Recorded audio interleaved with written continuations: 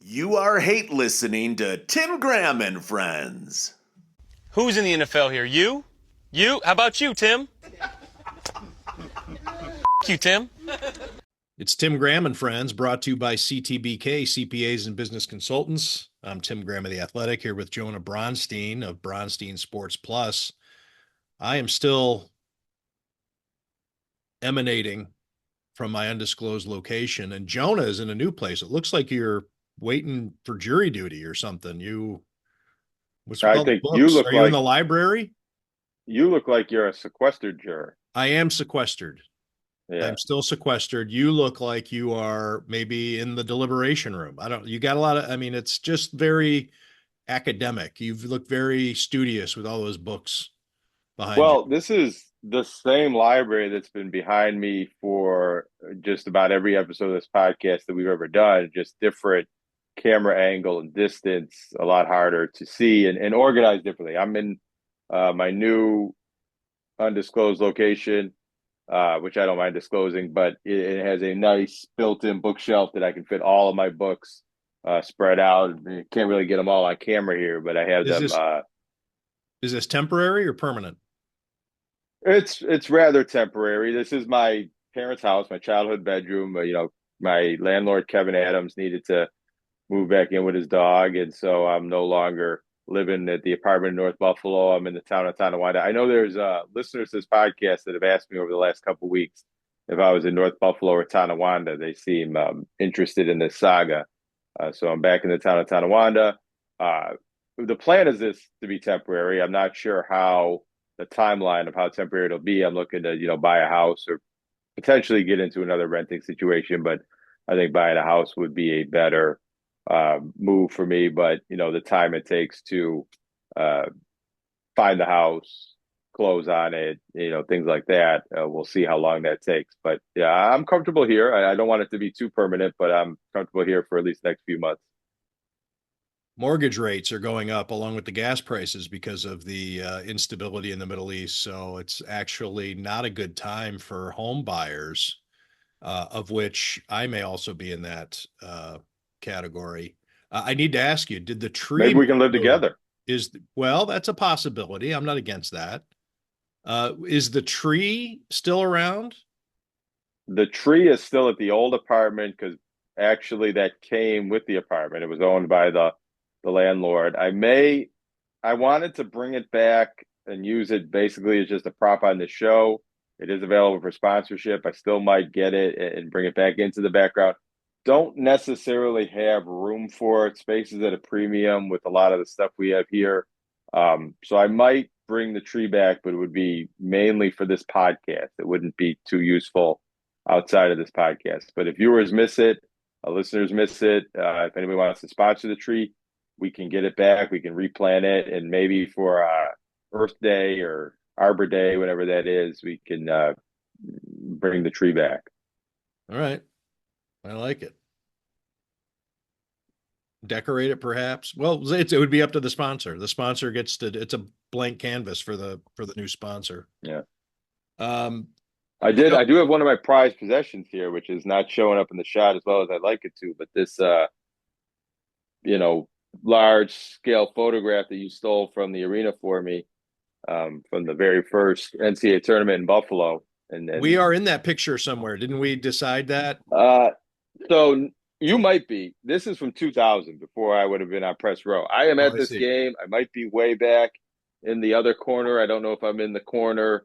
This is from the top corner, which is where I sat for these games in 2000. And who are the teams? I don't remember. Who are— well, you can't see there were a lot of teams. Doug Gottlieb. No, the teams in the picture. Oh, you can't tell. It's too hard to tell. Well, no, I can see Pepperdine. It says on the board. So this is Pepperdine versus Indiana. Oh, Bob Knight's in this photo.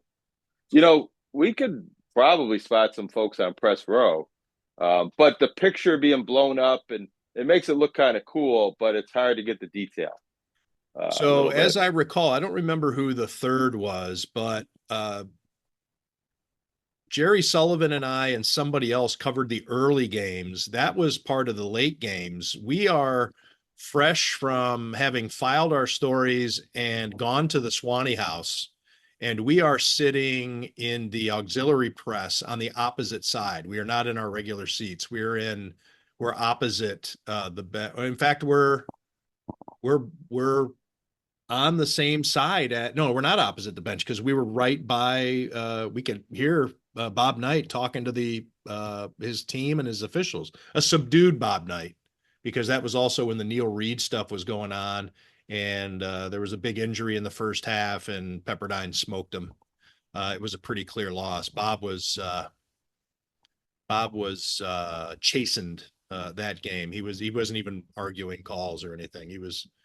I think with about 4 minutes left, he went over and was shaking hands of people at the scorer's table, telling them good job with the tournament. He knew he was done.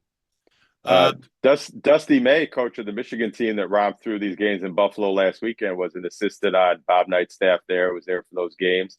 And also, well, just to tease what we're going to talk about a bit later, all-time winningest coach in that building, Mike McDonald, basketball-wise. And future St. Bonaventure coach Jan Van Bredikoff, who got the job probably in large part because of that performance against Indiana in front of a lot of St. Bonaventure people. We are going to have Mike Vaccaro on after we talk a little Sabres, but Mike Vaccaro is going to join us. He, of course, the New York Post sports columnist of the last quarter century. He's written a book just in time for baseball season, The Bosses of the Bronx: The Endless Drama of the Yankees Under the House of Steinbrenner. It is a great book. I'm about 2/3 of the way through it, and it is about the Steinbrenner family, the Steinbrenner ownership, since he bought the Yankees in 1973 and changed the course of that organization, that franchise, turning it into what it is. Really an incredible character and legend in sports, an icon, really. And so anyway, Mike Vaccaro is going to join us. But before that, Joan and I want to talk some Sabres. A little wobbly the Sabres are getting. They pick up a point last night against the Boston Bruins. Lindy Ruff not too happy with the first couple of periods. And I think over the last, 4 games or so, you can pick out some stretches where despite the Sabres picking up points, maybe not looking like world beaters or the type of team. They're not. Let me put it this way: as I stumble as a way to describe it, I'll just sum it up this way: not playing playoff hockey. I don't think the type of hockey that would be successful once they get into the tournament. Yeah, that's how I would describe it, because they're making some great plays. Zach Benson's breakaway goal last night, the power play goals that Jason Zucker scored, the plays Tage Thompson made to set those up. Timeliness, they're pouncing, they're doing that type of stuff. Right. The comeback in Anaheim, even though it didn't result in the win, but to get that lead in the third period, they're doing some excellent things. They're getting some great goaltending, although that's hasn't carried over into the last 2 games. But before that, so they're playing great in a lot of ways, and had won. They won 12 of the 15 games since the Olympic break, and they're still one of the NHL's hottest teams, even with consecutive overtime losses. But even in the wins, there were games they've played where they've won when Lindy Ruff has said, I didn't really like how we played in that period, or we got a little careless with the 2-0 lead to almost let the team back in, but they didn't take advantage of that. Some cross-ice passes that didn't hurt them in games that they won, but now you saw it hurt them last night, and it's hurt them in these losses. And yeah, I think when they get into the playoffs, they're going to need to clean up their game. And Lindy Ruff has been saying that all year, and for a long stretch, they were able to do that. But you are seeing some signs of their youth and inexperience, and maybe they're relaxing a little bit and looking ahead to the playoffs because they don't have to play their way in anymore. They are playing for seeding and maybe a division title and things like that, and possibly even number 1 seed in the Eastern Conference. But there isn't pressure to win and make the playoffs and play playoff caliber games right now. So maybe they can flip that switch when they're actually in the playoffs. But they look like a team that is making the playoffs, but not necessarily a team that's making a deep run in the playoffs the last 2 nights. If you go back the last 42 games, they might look like the Stanley Cup favorites, especially on paper and by the numbers. But the way they played the last 6 periods and a little bit of overtime, they're giving up the overtime goals. So they're not, it'll be 5-on-5 overtime in the playoffs, but they haven't been at their best at 3-on-3 overtime lately.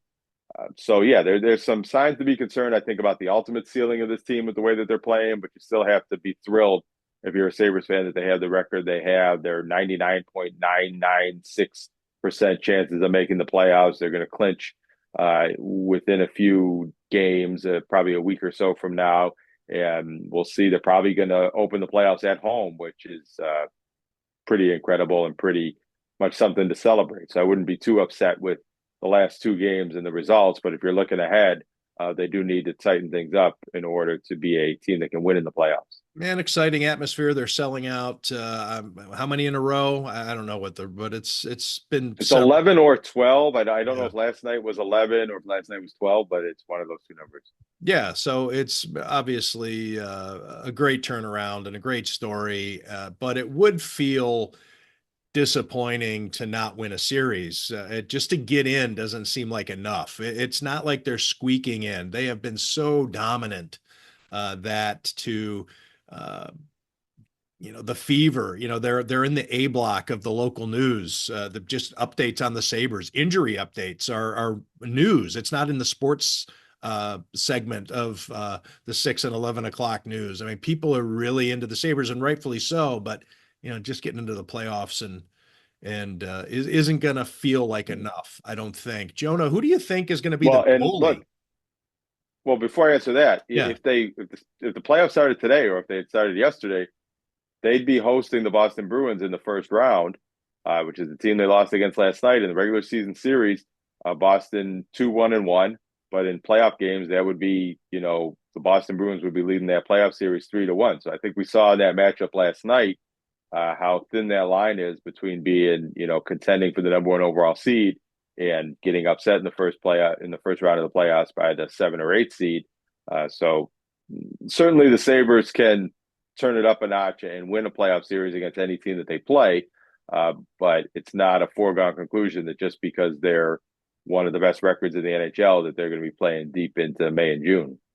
And that's why I asked the question, who is the goalie? Because I think that with 10 games to go is a big question. Can you alternate goalies? Would Lindy Ruff even dare to do that? And the fact that one hasn't necessarily emerged or is the obvious choice, I think is, a little unsettling.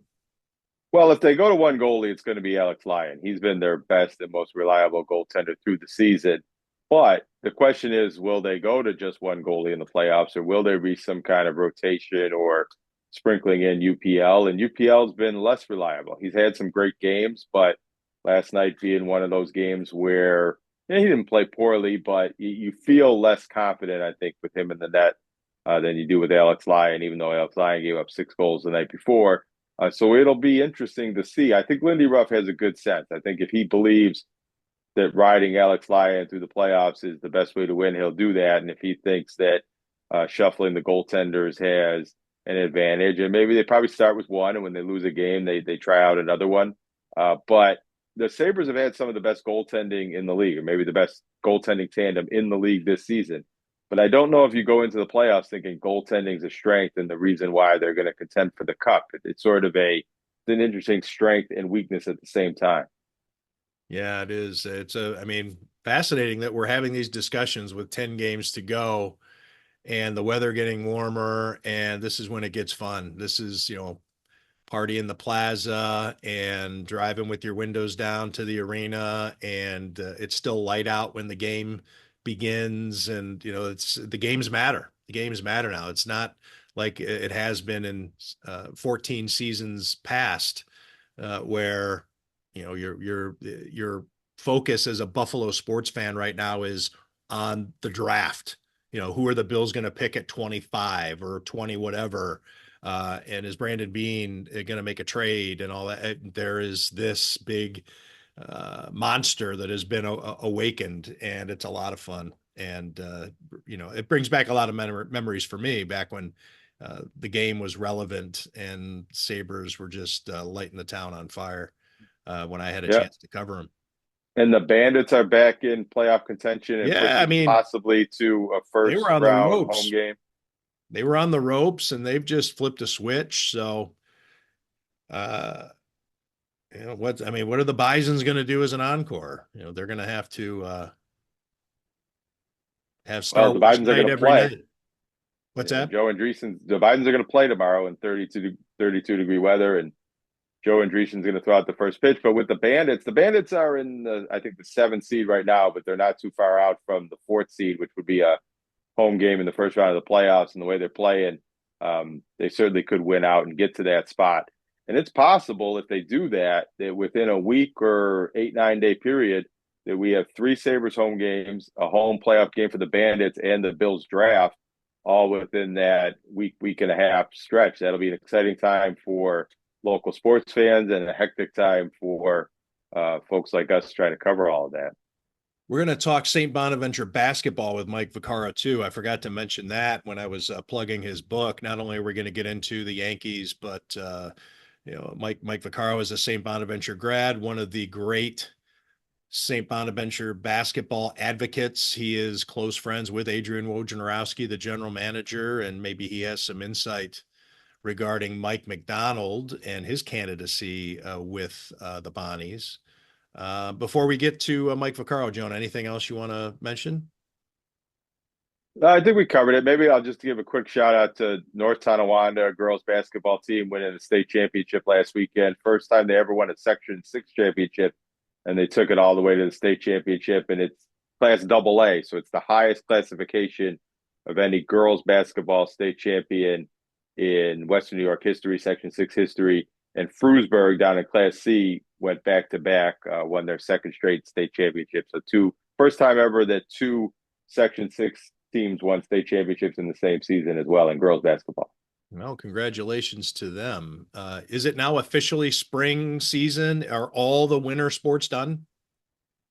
The winter sports are done, and flag football and lacrosse have started. I don't think we've gotten to softball and baseball yet because of the weather, but my colleague Mike Courtney, who's a flag football referee, is lamenting that he's going to have to referee in the 32-degree weather tomorrow. That by the time these games get played in the evening, will be even colder, and there's going to be a flag football showcase at the Bills Fieldhouse for pretty much every team in the area and Rochester. More than 70 teams scrimmaging there over the weekend. I know you're a flag football expert these days. Well, I wouldn't say I'm an expert, but I was out at the Fanatics Flag Football Classic, and it was an interesting event because it was finally testing the pros versus the Joes tournament style, and the event was supposed to take place in Saudi Arabia, and because of turmoil in the Middle East, was moved for safety reasons to Los Angeles. And because of that, this group of NFL stars, current and retired, I mean, Tom Brady, I'm talking about him as a star. He's not active. Gronkowski was in it, and Luke Kuechly, who's going into the Hall of Fame this year. So he's been out of the NFL for 5 years, but there were a lot of active dudes too, like Devontae Adams and Ashton Genty and DeAndre Hopkins and Stephon Diggs and Antoine Winfield Jr. And I know I'm missing a ton of dudes. Devontae Smith. Anyways, a bunch of guys were involved in this, and Team USA just beat the brakes off these dudes. I mean, it was not even close. And that's what I predicted. But there was this entitlement, and that's kind of what I've been covering is as flag football gets closer and closer to the 2028 Olympics in Los Angeles. I think a lot of people just assumed and having fun with assembling your dream team of choice. So the Americans can go and mop the world with in flag football. But the thing is that the current Team USA, as it's constructed, hasn't lost since 2018 and wins by an average score of about 50-15. And so Tom Brady's team and a team with Joe Burrow and Jaden Daniels and Daryl Green, how did he look? well, that's a different thing. He tried out last week for the Team USA. Oh. He did not make the cut, but RG3 did make the cut. But anyway, at this tournament, the NFL players, Super Bowl winners, Heisman Trophy winners, active superstars and retired legends, and they were about as competitive as US versus Panama. I mean, they Team USA is just that superior. There is a huge difference in flag football. Just because you're great at tackle football doesn't mean it translates. And the rules are different, as Mike Courtney from Channel 4 will tell you. The International Federation of American Football Rules, which those referees were there at the Flag Football Classic, they called a tight game, and the NFL players struggled with the rules and they struggled with pulling the flag. And could they pick that up? Sure, but they're going to have to be committed to it and have to put in the time. And it was just, I think,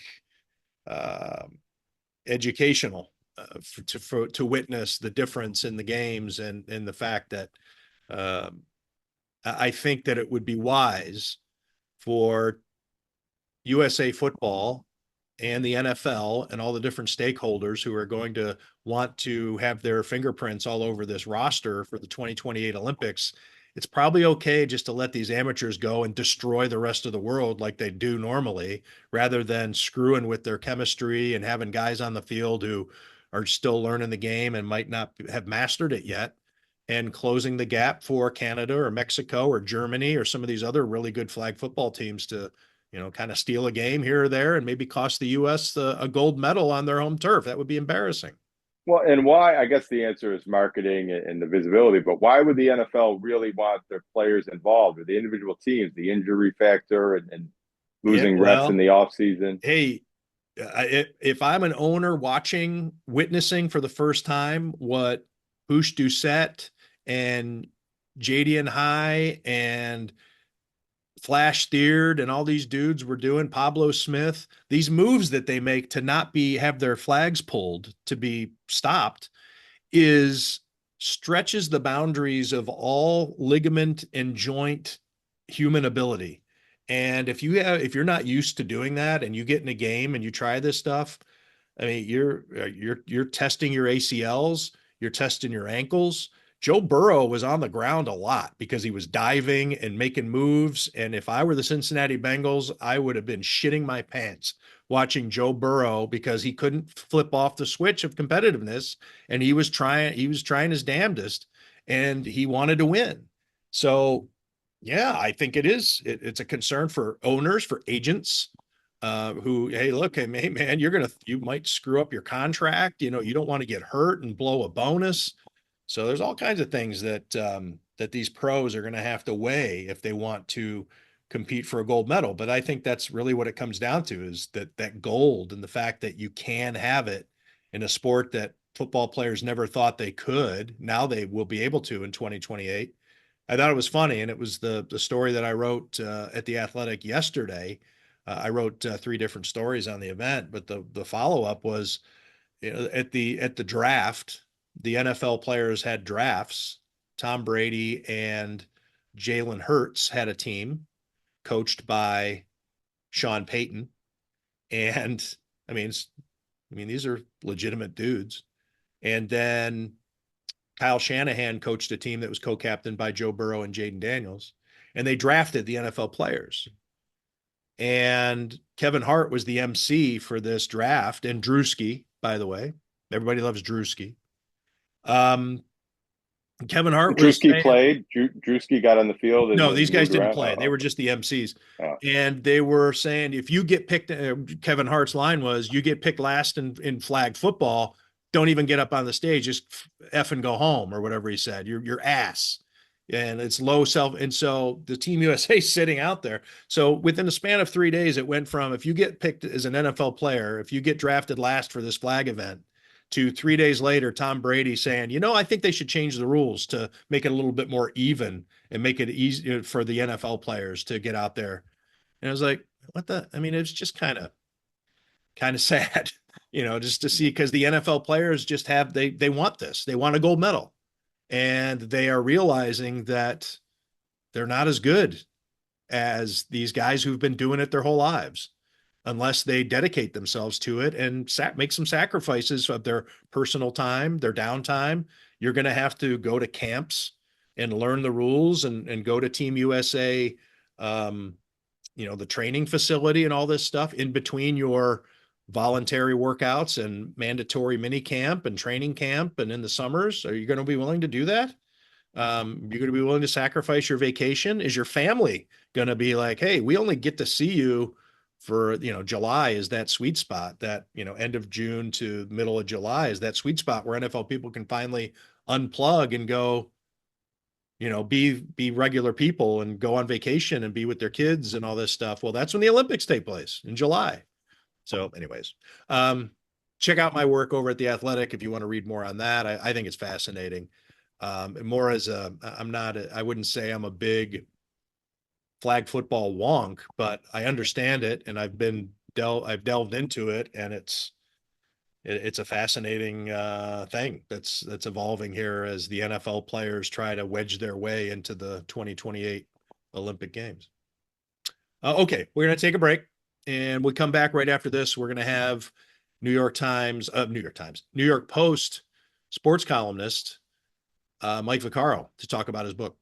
CTBK gives executives and owners of mid-market businesses unparalleled confidence and clarity so you can focus on strategic objectives and organizational success.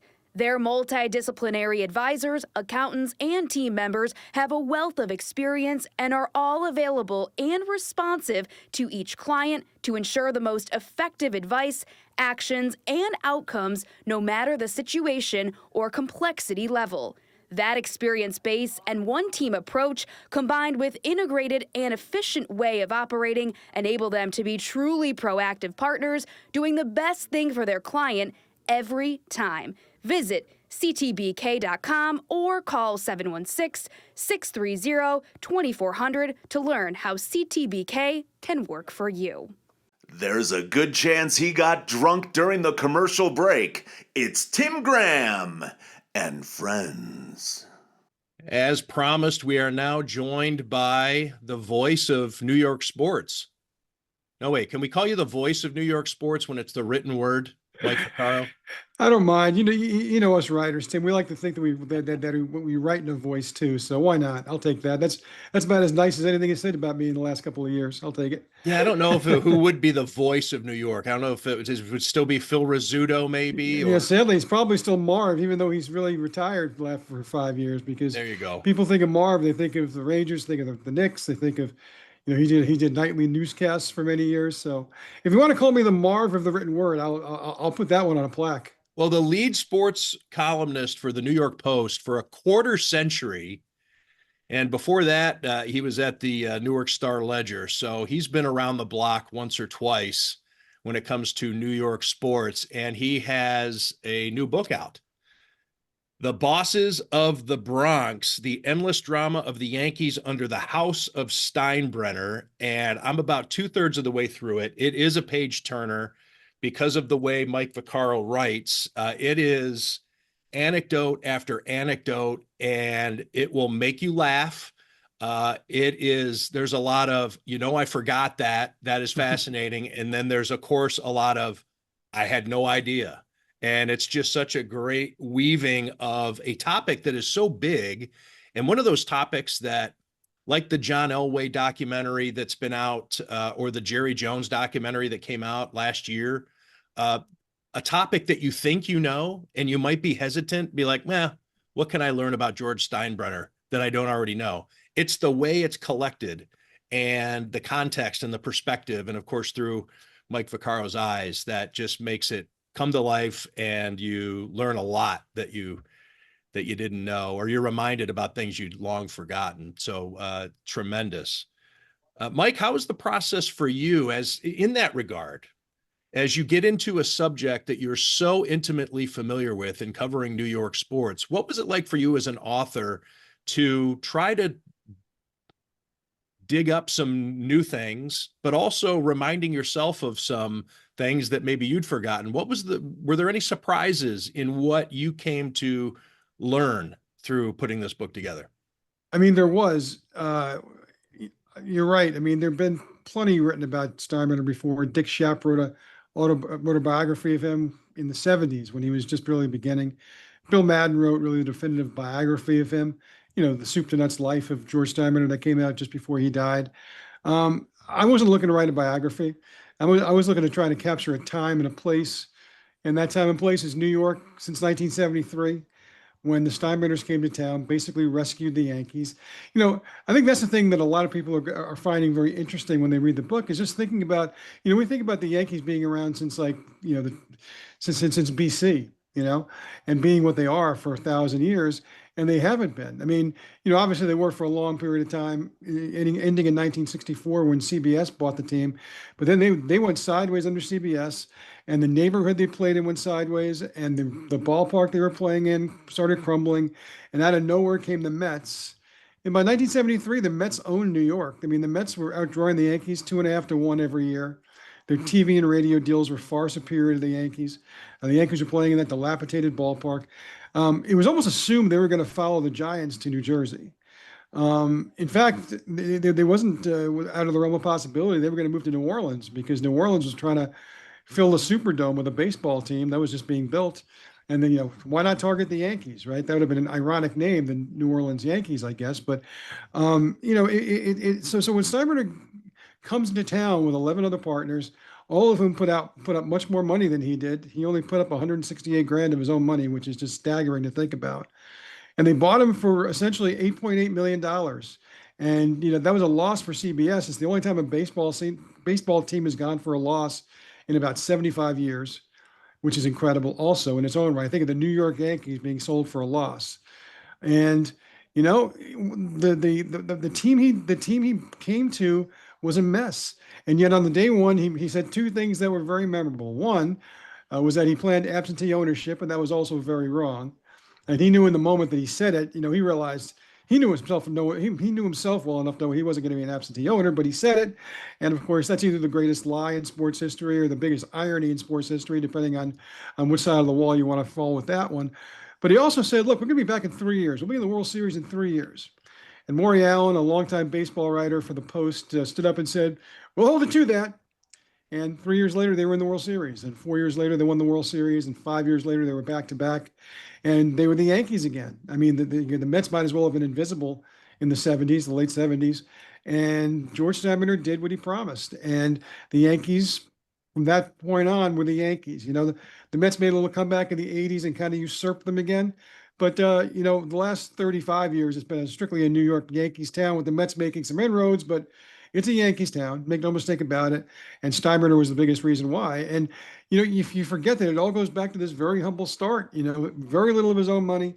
His partners just wanted him to be the front-facing guy, and he gladly accepted because he liked being the big guy in the room. And for 37 years from there on, he was the biggest guy in any room he walked into, including 21 Club. When George was a businessman in Cleveland, he made 100 trips into New York, and he was always sitting in a middle seat in coach, it seemed like, and he always dreamed of flying first class. And of course, later on, he took thousands of flights to New York on with his own jet. And he always dreamed of getting a good table at 21, which was like his emblem of success in New York. That was the place where people went to be seen. Invariably, when he was just a faceless businessman, he would get stuck at 4 o'clock in the afternoon on the second floor. And by the end, he could have had whatever table he wanted at 21. And that's what, that meant a lot to George. And the reason why he got that, and he always knew this, is that it was the Yankees. It was the New York Yankees. And he realized the biggest asset wasn't just the team, it was the city. It was the history he'd inherited. It was the history he helped build upon. And that logo, I mean, that logo is probably one of the 4 or 5 most, known business logos in any endeavor in the world. You go to China, and there's people wearing Yankees caps. I've seen it. I've seen it with my own 2 eyes. I got a picture with me with like 5 citizens of China, in Tiananmen Square. They're all wearing Yankees caps. It's hilarious. You don't see a lot of Rockies caps. You don't see a lot of Dodgers caps, frankly, there. Maybe you do now, but back when I was there, you didn't. That's because the Yankees are the Yankees. And, Steinbrenner was always well aware of that. And it all started with him walking into a room for definitely a second division club and the second banana in town. And he sure changed that narrative in a hurry.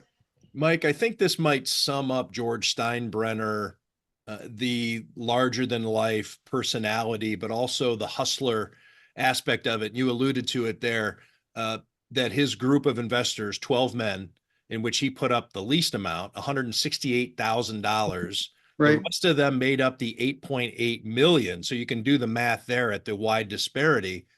How is it then? I mean, and you lay it all out in the book, but if you could, how George Steinbrenner goes from the guy with the smallest morsel to having it all? And Well, he was the guy they- who put the group together. I'm sorry. Right. He was the guy who put the group together. So he had that going for him. Look, Nelson Bunker Hunt was one of his partners. Nelson Bunker Hunt wasn't like his little brother. He didn't want to be out front. He just wanted his money to go places that he wanted it to go. John DeLorean was a guy who was up front. He later found out how tough it is to be a public figure. George loved it. George wanted to do this, and he put it together. And really, while it was other people's money, it was George who convinced William Paley, the chairman of CBS, one of the most iconic Americans of the 20th century, to sell it to him because they didn't have the highest bid. I mean, there were other bids that were higher. They weren't willing to commit to keeping the Yankees in New York. Almost all the ones that came in higher said, "Well, we're gonna buy this team, and they'll be the Jersey Yankees in 3 years, and they'll play next door to the Giants." And Steinbrenner said, "No, I'm going to keep this team in New York." And to William Paley, that mattered because he knew he was already going to go down in history as the guy who pretty much ruined the Yankees, and he didn't want as a bonus on his resume to be that he was the guy who ran the Yankees out of town too. And so that appealed to George. In the vernacular of that time and that generation, he asked George point blank, "Do you have real money with this, or you're bringing Chinese money with you?" And he said, "No, sir, I'm bringing American cash with me." And he said, "All right, deal's done." And so he was the guy who made it happen. I mean, he was but the funny thing was he was an equal partner basically with Michael Burke, who was a CBS holdover, who essentially put in an equal amount to George. And I will have to say that regarding your book, poor Michael Burke, right? Yeah. I mean, this is a guy who had an incredible background, and yet he had no clue what he was in for. He was in over his head because of George Steinbrenner. Look, I'm here to promote my book, but when you're done with that book, go out and see if you can find a copy of Outrageous Good Fortune, which is the autobiography of Michael Burke. And a lot of people in New York know him because he was mostly a failed sportsman. He ran the Yankees during some really lean years. After he left the Yankees, he went to Madison Square Garden and ran the Knicks and Rangers to similar levels of non-success. And so that's what a lot of people knew him for. But this was a guy who was a war hero. He was a college football star at Penn. He was in the OSS, which was the forerunner to the CIA. Then he was in the CIA. He was hunting Nazis in World War II. And then he was hunting communists after World War II. That's what he did for his living for a while. Then he became friends with William Paley. He ran Ringling Brothers and Barnum and Bailey Circus for a while. He went to CBS, and when the Yankees became an opportunity, he seized it. And he tried to do a lot of things that George inherited that made the Yankees a lot better. I mean, the Yankees were a lily white organization for decades. He made sure to try to diversify it. He tried to make the crowd younger. The Yankees were only drawing about 980,000 people in 1972, and about 700,000 of them were drawing Social Security. It was a very aging crowd. All the young ones in New York were Mets fans, and he made a point of going after them. And he's the one who made Bat Day a big day in the schedule. And he was a guy who dressed like the end of the generation. So the irony is that when Steinbrenner took over, there was one famous writer, Larry Merchant, who called him. He said it was refreshing to see a young generation take over the Yankees after CBS. And he basically said, no, he actually said in the New York Post, he had my job at the time, or I have his job now, which is probably the best way to put it. And he said, the Woodstock generation has arrived in New York with the Yankees, which is hilarious when you think about George Steinbrenner as a member of Woodstock Nation and listening to, Crosby, Stills, and Nash in the mud up in Woodstock. But that wasn't him at all. Although, ironically, his first firestorm as a Yankee manager, as a Yankee owner, was when Mike Kekich and Fritz Peterson decided to do the most 1973 thing ever, which is to swipe wives and swap families and swap with dogs their long and hair, children. no less. Yeah, exactly. So, but Michael Burke, look, he realized from opening day on that there's no such thing as an equal partner with George Steinbrenner. John McMullen famously said later on, the future owner of the Devils said there's nothing more limited than being a limited partner for George Steinbrenner, and that was true even when Steinbrenner only had a small financial stake in the team, which he was later able to consolidate as more partners sold out. And Steinbrenner usually got to get them to do it at a reasonable deal at a time when he could actually keep building his stake. And that's how he wound up not only as the nominal head of the Yankees, but also the fiscal one too.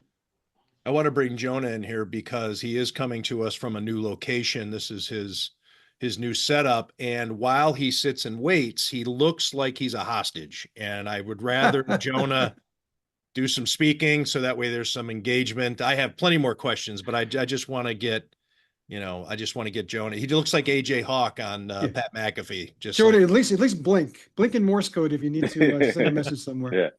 I was trying to hide out from the audio listeners. They didn't even know I was on this podcast until we jumped in here. No, I just, I didn't get a chance to start your book the way Tim did. I am actually looking forward to reading it at some point. I guess I'm curious, some of your inspirations and motivations for delving into this topic, and, why you think it's such an appealing topic to baseball fans and readers, and even maybe somebody who wants to just read a good sports book but isn't a Yankees fan or a baseball fan already. Sure. Jonah, how old are you? 44. Okay, so you're right around the cutoff point where people remember who George was in his heyday. I'm 15 years older than you. When I grew up, it was George on the back page every day, one crazy Yankee story after another. They won a lot, but they always made news. They were always on the back page of the papers, whether it was October, whether it was January, whether it was March, it didn't matter. The Yankees were always a story, no matter what any other team in town was doing. And that was because of Steinbrenner. A lot of people your age and certainly younger only remember the older version of George, the avuncular, as I call him, version of George, which has little resemblance to the George that takes center stage in most of the pages of this book. And in that version of George got cheered wherever he went. I mean, people chanted his name, and they treated him like a king at the end. It was not so much that way in 1990, when he was thrown out of baseball for the second time, and there were 40,000 people who chanted at Yankee Stadium, "Goodbye, George, goodbye, George," or 50,000 people who were there in 1982 when Reggie came back after George had exiled him to California, and he hit a home run off Ron Guidry, and the chant that night was "Steinbrenner sucks." And I mean, he was as reviled a sports owner as there's ever been. Think about the lowest moments of the Pagula eras with both those teams in Buffalo, right? I mean, doesn't hold a candle. One time, James Dolan tried to argue that he was the most reviled owner in history, and I laughed and I said that you're not even close. I said, yeah, people don't like you because your team stink, but George Steinbrenner was having 40,000 people, chant his name with expletives for no extra charge. It's in Yankee Stadium of all places. And, Dolan tried to say, but at the end, he was treated like a king. And I said, yeah, at the end, but, winning solves a lot of problems. And the irony there is that, Dolan isn't nearly as reviled anymore, because guess what? The Knicks are playing really well. They get a chance to talk about the Knicks as opposed to talking about the owner. Rangers fans might now be talking more about Dolan than Knicks fans are. But, and that's really why, Jonah, I thought that it was interesting to tell those stories. And look, when I say the quote, "One's a born liar, the other's convicted," right? I mean, convicted is the Steinbrenner half of that quote from Billy Martin. It's one of the most famous quotes in sports, and it's been written about probably a million times between newspapers, magazines, and dozens and dozens and dozens of books about the Yankees through the years. And so the challenge for me was to try and figure out a new way to tell that story, tell the story about those teams. And the thing of it is, I was committed to it. I love doing the research. I love doing the reporting. As every bit as much as I enjoy writing it. And, as a result of that, I was able to come across some different ways to tell the story. And I think Tim paid me a really nice compliment earlier when he talked about how fast it read and how funny it was. And that's what I was going for. I wasn't going to write a textbook, and if people started falling asleep with my book, I knew I would have failed, And I wanted to get across the humor. I wanted to get across the pathos. I wanted to get across the fact that this guy was successful, but he was also an abject failure at the same time, in the same job, in the same lifetime. And to me, that's what makes a guy worthy of a book, and now several books. But this one isn't even necessarily about him, but about what he created, which is the modern Yankees, which we can also call the Steinbrenner Yankees, now that his son Hal is very much in charge of the operation. One thing I've always found fascinating about the Yankees in Western New York, but I think this applies in other locales as well, is that there's a lot of Yankees fans here, particularly when I worked in Niagara Falls, it was a big Yankees town. But it seems like every baseball fan, if they're not a Yankees fan, is kind of like an anti-Yankees fan, that polarization. Right. They're a fan of another AL East team or the Mets, or the Red Sox specifically, because they're rooting against the Yankees. Have you found that's true everywhere? How much does Steinbrenner play a role into that, or does that just go way back to the Yankees' dominance years and years ago? Oh, well, it goes way back to the time when there was the Giants and Dodgers who shared the city with the Yankees. And so, the Yankees won the World Series every year, but there were an equal amount of Dodgers fans and Giants fans. Certainly combined, there were more than them than there were Yankees fans, and they hated the Yankees. And there's been Red Sox fans going back to 1920, who will say that their two favorite teams are the Red Sox and whoever's playing the Yankees that day, and they mean it in their bones. And so, yeah, I definitely look at it that way. I think that's the reason why the Yankees are so bad. And of course, Steinbrenner was the kind of figure that you could easily hate if you didn't like the Yankees anyway. So that compounded it with interest. And so that's the thing about the Yankees, which I find so fascinating, is that, they inspire either unbridled devotion or unbelievable amounts of hatred. There's no in between. Nobody's neutral about the Yankees. Nobody was ever neutral about Steinbrenner. In fact, in the same lifetime, I think a lot of Yankee fans were both wishing he would sell the team and wishing he would live forever, which is a really remarkable feat to accomplish, but he definitely accomplished it. And that's why I think it's so compelling. Look, I didn't grow up a Yankees fan, but I was fascinated by the Yankees. I was fascinated by Steinbrenner my whole life. I grew up rooting for the other team in town, but I always, appreciated what Steinbrenner meant to the game. So not to name drop here, but I was talking with Michael Shore the other day. He's one of the more famous Red Sox fans there is, Parks and Rec and The Office, and a number of other things that he's done. And he's a voracious Red Sox fan, and will tell you he loves the Red Sox just a smidge more than he detests the Yankees.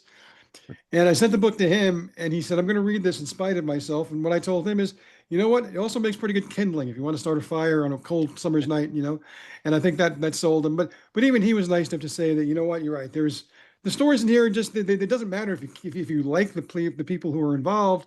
They're still funny stories. I mean, there's a story about Hideki Irabu in there, which I tell every time I do a book reading, and invariably that's what gets the most reaction, but also like laugh out loud roars, because it's a funny story. I mean, I'll tell a story here if you'd like. I would like to, because I didn't know. So I recalled what George said about him, but I didn't know the nuance. And I think people picked it up and it started to be said incorrectly. And that's how I took it.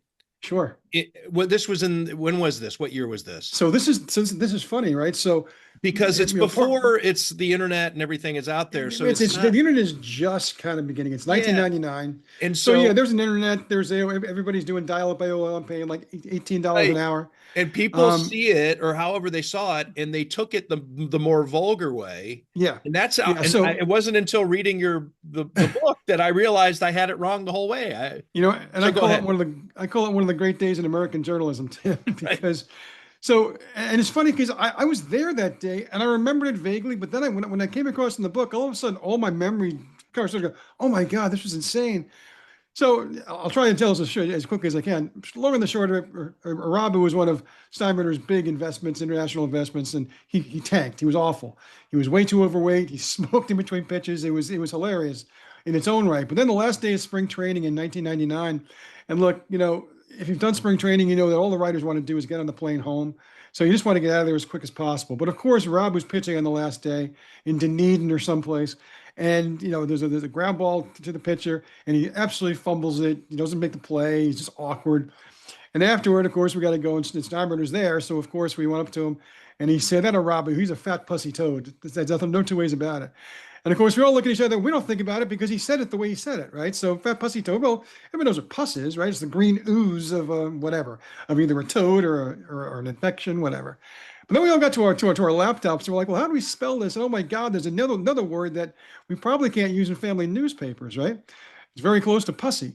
And so, and this actually happened. Like 4 different papers go off in the different parts of the press box, call their office, and they're having like meetings about how to spell the word pussy. And like the Daily News and News, they just took a pass on it. They used like, I think, ellipses, right? The Times was going to go with just a dash, but Jack Curry argued with his editor for an hour on deadline, waiting to catch a plane, saying that I think he was more accurate to go PUS-SY. And the Post, I wasn't working at the Post at the time, they had a meeting with their people and they came up with pussy, and then in parentheses, rhymes with fussy. I was at the Star Ledger. We had kind of a unique perspective on this because we had already started a couple months ago a very close relationship with The Sopranos because the Star Ledger was the paper that Tony Soprano got at the end of his driveway in about 40 different episodes of that series. And so we had already kind of smashed down the doors of decorum with the word in question, because if you recall, there was a character on there by that name of Big, the alternate spelling for pussy. And so we'd use that in the newspaper like already 50 times. So they didn't care that whether people pronounced it wrong. They just wanted us to spell the word differently than the other one. So he left it to us. They said, you just can't spell it SEY. You have to find a different way to say it. And so we came up with the grand journalistic solution of PUSSIE, and that's how I use it in the book. And thereupon ended, the great Arabu pussy case of 1999. And look, I mean, And here for 27 years, I just thought he was a pussy. Exactly. So yeah. So and the hilarious thing about that, Tim and Jonah, is that if one owner ever did that, that would be like that would be the craziest thing they ever did. And around the Yankees, that was Tuesday.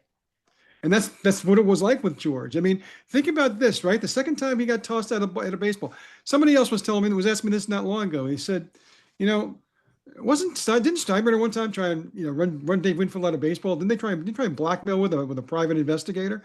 And I said, well, sort of, and that alone would be insane, right? I don't think Pagula, no matter if him and the quarterback ever have it falling out, he's probably not going to try and slander him and blackmail him out of town. I don't think. But that wasn't even the story. It wasn't a private eye. It was a low-level gambler who was wanted by all 5 families in the mafia, and who was a character straight out of a Mario Puzo book. He was the guy who was giving George the information. He paid him 40 grand, and ultimately that's what wound getting George kicked out of baseball. So, when you're dealing with a guy like Steinbrenner, you don't just have the crazy version of the story. You have the real version of the story, which is 10 times crazier. And that's kind of, you asked earlier why this appealed to me. I mean, I just want people who don't remember what it was like around the Yankees in those years to know what it was like around the Yankees in those years, because it was different than you'll ever see again in sports. And heck, it was even a crazier time in the 70s and 80s. That didn't happen just anywhere. I mean, and that's the thing that I found so appealing. Yeah, George was pretty mellow, and you mentioned, well, relatively, because they had won, and the Joe Torre, Derek Jeter Yankees had a little bit more of a gravitas to them. Yep. They were regal and classy, and that's not to say that George Steinbrenner wanted his Yankees to be that way, all the way down to their haircuts, but Reggie Jackson, Billy Martin, Thurman Munson, there was a grit and there was a difference in the 70s and the 80s of those, the Bronx Zoo type Yankees. Do you have, he hired and fired Billy Martin 5 times, and you say that he would have hired him again if Billy Martin hadn't died. Do you Everybody who was there, and even Steinbrenner himself admitted to me that if Billy Martin hadn't died on Christmas Day, 1989, that he almost certainly would have succeeded Bucky Dent probably before Memorial Day, because everybody knew the Yankees weren't going to be very good. And that was the impatient time for George, when if you were, 10 and 15 and at the end of April, you were pretty much a dead manager walking. No question he would have been back, and he probably would have been back a couple more times, except for the fact that, Steinbrenner wound up getting kicked out of baseball at the end of that year. But otherwise, it's absolutely certain that there would have been a Billy 6, maybe a Billy 7. And that's why when I talk, people ask me what would it be like if Steinbrenner were alive now and running the team, and I'd say, well, it would be extraordinary because he would be 96. But beyond that, if he was going to run them the way he did when he was 56 and and 66, then it would have been, Aaron Boone might still be on the job, but it will be his 3rd tenure here. He would have been fired 4 years ago and rehired, then fired, rehired. That's what Billy did. That's what George did, and not just with Billy Martin. He did it with G. Michael. He did it with Bob Lemon. I mean, he kept recycling these guys because he had a circle of people that he trusted. He just fell out of trust with them and replaced them with other members of that circle of trust. And then when they fell out, they brought them back. It's an untenable way to run an operation, to be honest with you, which is why, when people want to bash Hal, I tell you that he's far more temperamentally qualified to run the Yankees or any other baseball team for that matter in 2026 than his father would have been. Maybe he stuck with Aaron Boone too long. I'm not saying you're wrong if you believe that. Same thing with Cashman. Maybe there was a time for a change last year, a couple of years ago. I won't argue with that. That's a fair complaint. But he also understands that it's not easy to make the playoffs every year. And then, if you want anybody to ask that question, ask your favorite Mets fan how easy it is to make the playoffs every year. So they know, winning 95 games every year, making the playoffs every year, getting in the hunt every year. Hal puts a value on that I don't think his father ever would have, and that a lot of Yankee fans resent him for, because all they remember is George getting things done, but they forget in the '80s the Yankees won more baseball games than anybody and didn't win one championship. And that's essentially what their complaint is now. We win a lot, but we don't win the title. Well, guess what? That's what George specialized in for 18 years worth of his tenureship. So I think that part of people who get on Hal is pretty unfair. Speaking of teams that win a lot and haven't won at all, or another team that is winning now but hasn't won in a long time, you made some quick comparisons between Steinbrenner and Pegula. I think there's a lot of Bills and Sabres fans that would like to see more of a Steinbrenner-like approach from Terry Pegula. I don't think that's possible considering the different sports and different eras and different force of personality. But from your perspective in New York and knowing this area, knowing these teams, what do you think of the Pegula ownership of the Bills, maybe more specifically with the Bills and the Sabres? And, what if there was more Steinbrenner-like approach from the Pegulas, do you think that would be a benefit? Well, the funny thing is, and this, I won't pretend to be as invested in the story as you guys are, but certainly from a detached New York perspective, letting the coach go after, losing that heartbreaking kind of game. Oh, by the way, the playoffs, when you've made the playoffs as many years as he has, that was certainly looked upon by New Yorkers from a distance as pretty darn Steinbrennerian, if you will, or Steinbrennerian. I know there's more to it because there's always more to it, but so I think that's how New Yorkers viewed it. I also get it with Bills fans, because when you reach a certain level every year, I don't know if any of the people, Pegula or any of his lieutenants have ever used the word crapshoot, but look, there's a crapshoot element to the NFL playoffs, every bit as much as the baseball playoffs, probably more because it's a one and done playoff as opposed to baseball. I know one of the frustrations of Yankees fans is that they believe that Brian Cashman uses the word crapshoot too much. And you guys, Tim, you especially will appreciate this, I think, in a New York Post exclusive investigation. Me and Dan Martin, one of the baseball writers, spent a full day in the wintertime exhaustively combing through the archives for every mention of Brian Cashman and crapshoot. And you want to know he's never once uttered the word. Now, Hal Steinbrenner has uttered it 7 or 8 times, saying, "Well, as Brian says, it's a crapshoot." so Cash loves that. In fact, Cash really hates that expression because Joe Torre used to use it all the time, and he didn't like it when Torre used it. But the fact of the matter is that there is no more accurate way to describe, continued failure in the playoffs, especially when you have a good enough team, good enough to win it. Right. And a lot of times the Yankees have a team good enough to win it. I mean, they've had, I believe last year they could have done exactly what the Jays did when they probably should have won the World Series on 3 different occasions. They were every bit as good as the Jays. 2 years ago, I mean, save for Game 5, I mean, the Yankees were on par with the Dodgers, really. I mean, they lost 2 late games, or else, they're right there also.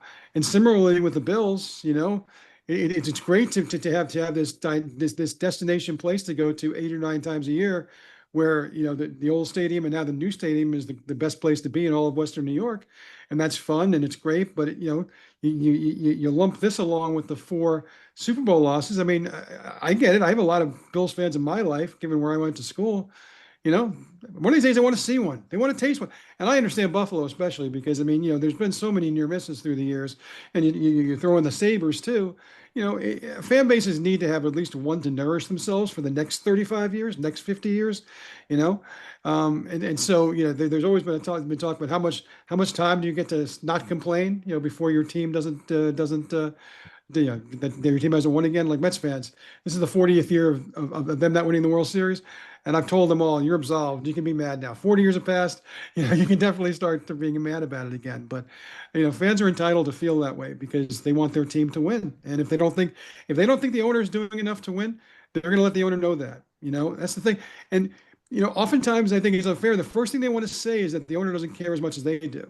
And maybe that's right, because maybe Pegula will never jump on a table, and in the Yankees case or the Jets case specifically, Woody Johnson, he's never going to paint his face green and white like some of the knuckleheads in MetLife Stadium. But you can't tell me that a guy who spends that much money on a product and a business doesn't want to win. Of course he does. He's just, that's like one explanation you always give when a team doesn't get to the point you want it to get. Couple more Steinbrenner questions for me. I think fun ones. I mean, you could talk about them as much as you want, Mike, Sure. before we talk about St. Bonaventure basketball, because we must. You're contractually obligated to discuss Understood. Bonaventure basketball every time you join the podcast. The book, again, by the way, is The Bosses of the Bronx, The Endless Drama of the Yankees Under the House of Steinbrenner. I pulled it away. I don't know why I just didn't keep showing it. I flashed it, and then I want you to see this. Buy this book. Rank these feuds, and if you want to add, maybe there's an other. Rank these Steinbrenner feuds: Billy Martin, Reggie Jackson, Dave Winfield, Yogi Berra. Well, I think Winfield has to be one, surprisingly, only because it almost ruined him. I mean, Winfield signed a contract that George didn't read the fine print on, and it turned out it probably cost George 4 times more than he thought he was paying for him over the course of a 10-year deal. And so as a result, George was really out to kind of humble Dave Winfield for most of his time as a Yankee, which is hilarious because, again, he was either their best player or their second best player the entirety of his career there. Hall of Fame player, and the owner couldn't stand him and ultimately tried to blackmail him through a shady Runyon-esque character. So go figure. So that's got to be one. I mean, because in every other context, it has to be Billy Martin. But the thing of it with Martin is that, yes, they feuded all the time. There was a feud there. They butted heads all the time. But part of the reason they kept coming back to each other, one was sadly because Billy only saw himself in life as the manager of the Yankees, and he really couldn't see a life worth living when he wasn't wearing pinstripes. But beyond that, for two people who should have had nothing in common, you had the one guy who had a close, if troubled, relationship with his father, a child of privilege, not a great athlete at all.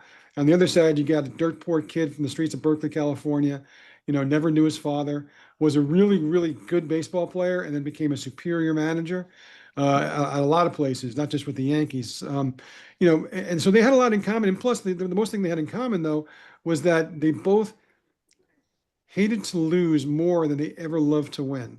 And that fueled them to some insane levels.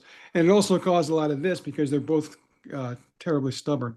The Yogi one, I think, has to go up there too, because, it was 13 years that Yogi didn't go to Yankee Stadium. And you look back now, and look, I don't use the word tragedy easily in sports, and I won't here. It wasn't tragic, but it was whatever the sports equivalent is of a tragedy, because this was a beloved figure. Billy Martin kept getting cheered every time he was brought back by George. And that's the reason why George brought him back a lot of the times, because he figured that if he did, he would get the people back on his side again. When George fired Yogi Berra and brought Billy back for Billy 4, he was booed. Nobody liked that, because the idea that there was this idea that Billy had a part in stabbing Yogi in the back, that was that. Yogi was the beloved guy. Like Joe DiMaggio was always introduced last, and Mickey Mantle, makes grown men cry. Yogi was the most popular man on the planet because Yogi made common people cry. He made common people laugh. People could relate with him. He didn't live behind a gated community in Montclair. He was accessible. You talked about a golf course, and he loved being Yogi Berra, and he loved being the association with the Yankees. And it broke his heart when Steinbrenner wouldn't even face him to fire him, and so we waited 13 years to come back, and that's 13 wasted opportunities for him and his grandkids. 100, who knows how many, first pitches for how many games he could have thrown out. Now, they wound up rending fences, and actually DiMaggio was a key bridge in that. But I would say that, which is the reason why I rank that above Reggie, because while, yes, George and Reggie feuded, George also basically invented Reggie in New York. He went after him maniacally. He went after him with a plan. He knew he couldn't afford him if he was going to go to the highest bidder. And the Expos were offering like $2 million more because they had a boatload of money because they were owned by the Seagrams Corporation. And George offered him $2 million less and still won the recruiting battle because he knew he could sell Reggie's ego. And when he took him on a tour in New York, invariably the cab drivers stopped. Invariably the carriage drivers stopped. Invariably fans walked up to him, Reggie, let's go. You gotta be a Yankee. And that was all Reggie needed to know. He said, where do I sign? And, so there was that element of that relationship too. After that, it got a little bit more colorful, and especially later on after Reggie stopped playing for the Yankees. A lot of times George did try and defend Reggie, at least at the beginning, especially when it was Billy Martin on the other side of it. Later on, the relationship was damaged when, he didn't resign him in '82. And later on, he kept getting hired and fired as an advisor because, two old guys with big egos, that's a tough combination in any room. And then I want to borrow from Saturday Night Live. You may remember the old skit, might be before Jonah's time, but ¿Quién es más macho? ¿Quién es más macho? I would ask that question. Who is more owner? George Steinbrenner, Al Davis, or Jerry Jones? And those are the three names that come out. Steinbrenner, and I'll give you my reasoning why. Because I get asked a lot: is there anybody that reminds you of Steinbrenner? And of course, the one that's active now is Jerry Jones because he's way out front, too out front. He never shuts up, says a lot of dumb things, does a lot. Runs the Cowboys now very similar to the way that George ran the Yankees in the '80s with similar success. So he's close, but he's not George. I wouldn't want to try and write 350 pages on Jerry Jones's time with the Cowboys. I think probably the more interesting stories to tell are how he made his money in the first place. But Al Davis is a really good link. And look, Al Davis and George were really good friends. They shared a birthday. They were both born on the 4th of July. Davis in 1929 and George in 1930. And they both shared the same philosophies. They were both highly successful. And it's a story that I use to tell the book, Tim, as the first time I ever talked to Steinbrenner on the phone one-on-one, he called me at 3:30 in the morning in my hotel room in San Diego. Of course, you get a call that time of the day, you start wondering who's dead. But it was Steinbrenner, and you didn't realize or care where I was. He was just going to work at 6:30 in the morning Tampa time. And so we talked, and it was great. And the reason why I was getting a hold of him in that moment is because the Raiders were playing the Super Bowl against the Bucks that year. And so I wanted to talk to him about Al Davis. I had previously talked to Davis, and Davis in his own right was a charismatic and odd figure. To get a hold of Al Davis, it wasn't as simple as calling his secretary like it was with Steinbrenner. I mean, you had to call, say you wanted to talk to him. His people literally vetted you, like would call 10 people to make sure you were okay. Kind of like a mob initiation, I guess. And then he might call you back. And so there was one day I was in San Francisco covering a Jets Raiders playoff game. I was at dinner with my friends in the San Francisco suburbs, and then the waiter comes over and says, "Is one of you Mike Vaccaro?" And I said, "I am." He's like, "There's a phone for you." I'm like, "Oh, how does anybody?" My wife didn't know where I was. I mean, who's calling me? What kind of terrible news is this? And I thought I was going to the office, but I went to a payphone. Remember those? Jonah, do you know what a payphone is? Vaguely. They got one in the Sabres press box. All right, there you go. But I walk by it every night. So I pick up a payphone and say, "Mike, it's Al Davis. How you doing? What's on your mind?" And of course, whatever he said the first couple of minutes are a blur to me because all I kept thinking is, how in the world did this guy find me in this restaurant? And how in the world did he know the number to this payphone? Now, you don't say it in the book, Mike. Did you ever find out how he did it? Never did. I mean, I told it to a couple of, of longtime Davis writers, guys who had followed him for years, going back to the first time they were in Oakland. And he said, he's just got eyes everywhere. He's got eyes. So the theory was that he knew that I was coming to town, and he just wanted to make sure that like where I was going to have dinner, wasn't going to be some kind of seedy place, that I was, he wasn't going to talk to some kind of whatever you want to think that maybe a guy you don't know would be doing in San Francisco that night. And so once he told him where I was, then it was a matter of calling the owner, I guess, and saying, I don't want to tie up your phone. Give me the number for your payphone. And that's the guy that was the best guess that I was given by a Davis observer. But honestly, I don't know the answer to that question. In the same way, the story in the book, and famously Steinbrenner, beating up two Dodgers fans in the elevator at the 1991 World Series. I mean, he showed up talking to the writers with a bloody lip and his arm in a sling, and yet he claimed he had to see what the other guys looked like. But those other guys have never been identified. They never came forward. And you got to figure that in almost 50 years, somebody would have said, "Yeah, that was me." Even if it was just to change the story and say, he started to yell at me, and I threw him a right uppercut, and he went down. That was it. No one has. So, I mean, I don't think you can say with any certainty whether it's true or not. But it's the same kind of thing where it's like, well, maybe it's best just to never have the answer. What do they say? If the myth beats the truth, print the myth, right? That's a lot of that with Steinbrenner. I guess I have one more, because we have to ask this question, I think, for posterity before we change the subject to St. Bonaventure basketball. Sure. Hall of Fame. What are your thoughts?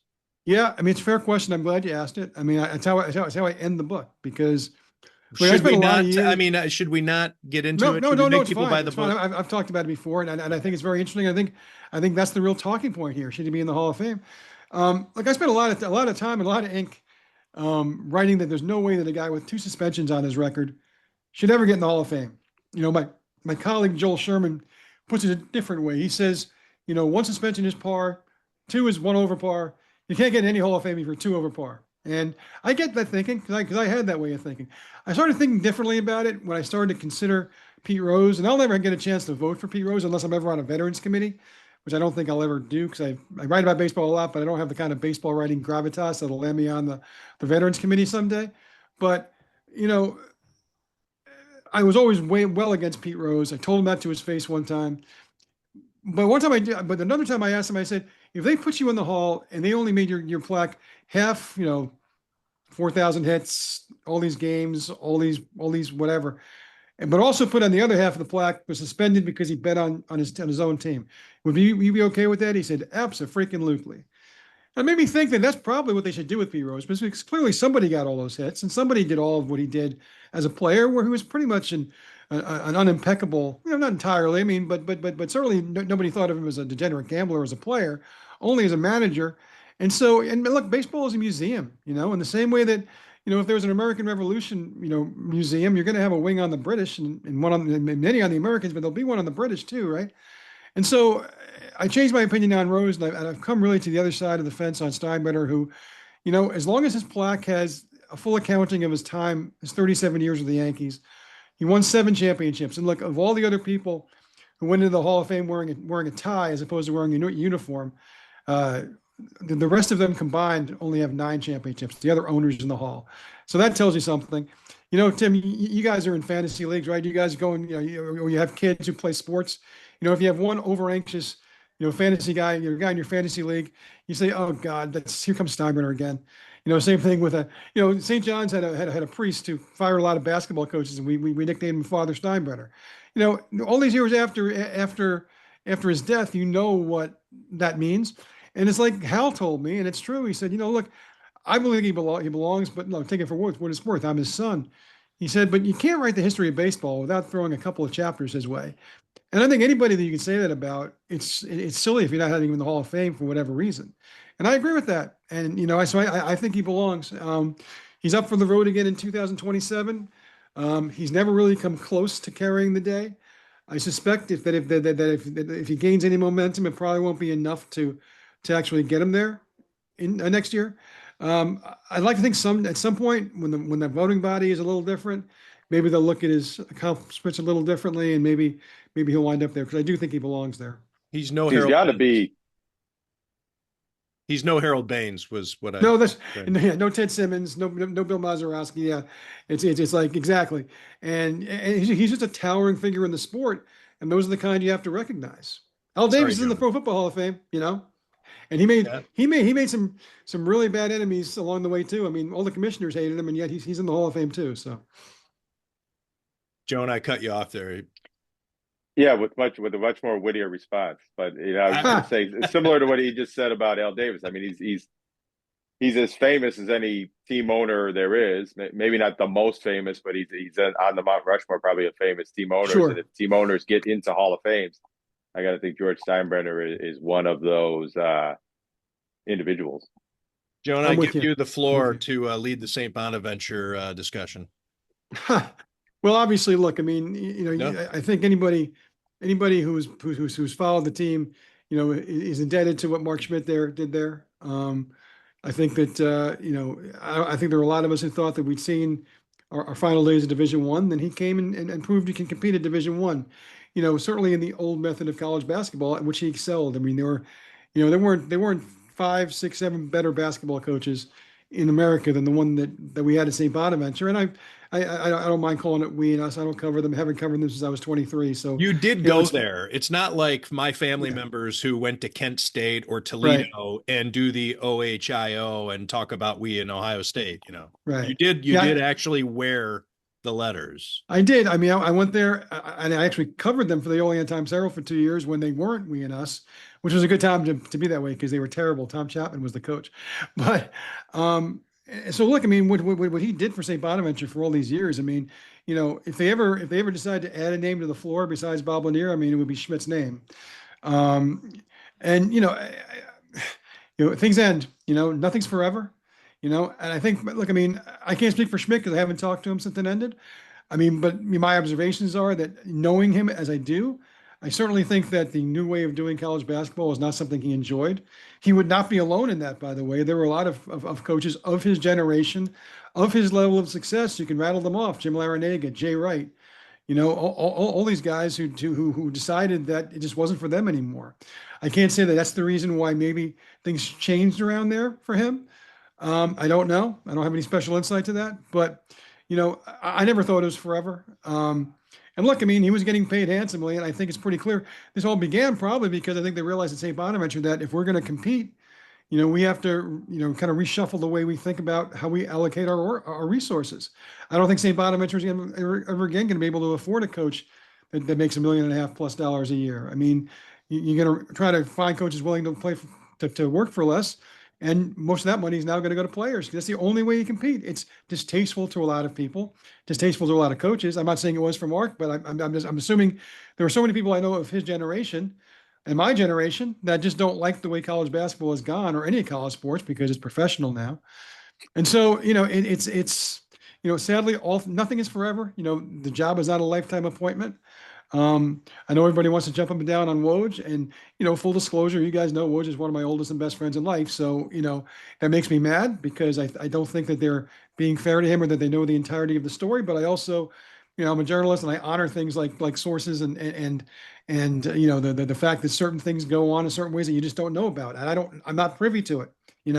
I don't cover the team, so I don't try and find that stuff out. I'm just another fan like anybody else, waiting for specks of news. Now I have my opinions about that, but that's based on being a fan, not being a sports writer, which, I had to explain to Schmidt a lot of times. Like, he would complain sometimes about the local press, and he knew that I'd worked at the Olean paper, and he's like, well, why do these guys on me? I mean, you like me. And I said, yeah, but I mean, you go to you go to the NCAA tournament once in a while, and I'm going to volunteer to be your driver. It's different. I mean, it's not, I'm not covering you.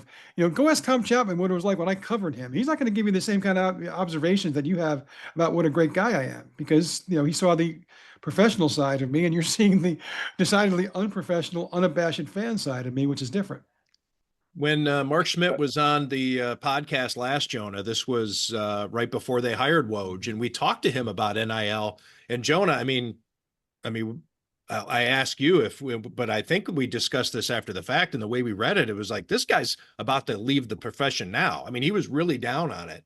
And then Woj came in, and it seemed as though it maybe rejuvenated him, but he was, what do you recall of that, Jonah? I mean, wasn't that? Oh yeah. I mean, I had heard this through, friend of a friend, secondhand sources, and even from Schmidt's mouth in kind of an off the record way. I was kind of stunned that he said it so openly on our podcast. Even though I knew he felt this way. He had said this was his last contract, right? That he wouldn't, be long for the sport in this era. This was before they hired a general manager. I think it was about a year before it was even maybe discovered that they would be making a move like that. And I do think the general manager was positioned, even before Woj was the one that they brought in, was perceived as something that might revitalize Mark Schmidt or take away some of the aspects that he had soured on about college basketball, coaching at that level, and just coach. And I think for a little while it did. But, he was pretty open and much more open, I think, with his coaching friends about how little time he had left, how he wasn't in this for the long haul. And that's why I was not very surprised. I was a little shocked at the way it unfolded. But I was not surprised to learn that Mark Schmidt was retiring, because I thought if it wasn't this year, it was coming next year. And I thought this year was a possibility with the way the season unfolded. I think the only thing that was surprising about it was some of the disputes and animosity, and whether maybe he was asked to retire when it wasn't totally his decision. When it was sort of being reported that he was being dismissed, I thought, and talked to some sources, that no, he's going to retire. And when it came out that he was retiring, some people think that's a bit of a PR spin, and I don't really subscribe to that, because that's kind of what I thought all along, that Mark Schmidt would not be fired, that he would be allowed to retire. I think there's a little bit of nuance and gray area in between.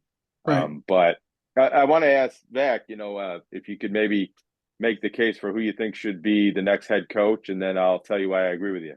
Well, I mean, it's unfair for me, honestly, because look, I mean, I said before, Woj is one of my best friends. I know him since 1987.